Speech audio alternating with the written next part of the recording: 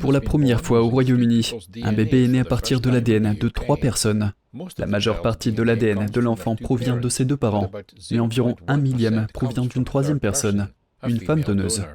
La mère de l'enfant est atteinte d'une maladie mitochondriale qui pourrait entraîner des troubles, voire une mort prématurée, si elle était transmise à l'enfant. Dans chaque cellule de notre corps, à l'exception des globules rouges, nous avons des milliers de mitochondries, de minuscules petits corps. Cette maladie héréditaire incurable survient lorsque les mitochondries ne parviennent pas à remplir leur fonction de production d'énergie pour les cellules de l'organisme.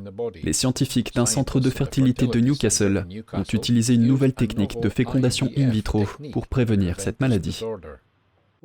Ce qu'on fait, c'est qu'on retire le matériel génétique de la donneuse de cet ovule. Il s'agit donc en quelque sorte d'un ovule vide. Il contient des mitochondries et d'autres éléments, mais pas de matériel génétique du donneur en tant que tel. Ensuite, vous transférez le matériel génétique de votre patiente, ses chromosomes, dans cet ovule. Vous disposez alors de son ADN, mais dans un ovule sain qui n'a pas ses mitochondries affectées.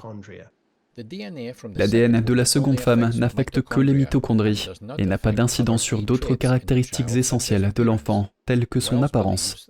Wells pense que la thérapie de remplacement mitochondrial peut être une solution pour un grand nombre de personnes.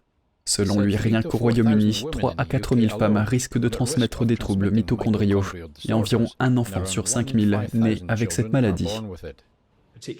Les maladies mitochondriales sont des troubles de la vision et de l'audition, des faiblesses musculaires et des problèmes neurologiques. Il peut y avoir des problèmes neurologiques et des maladies affectant le foie, les reins et le cœur. Il en résulte souvent une mort prématurée. En fait, il arrive même que la mort survienne dans la petite enfance.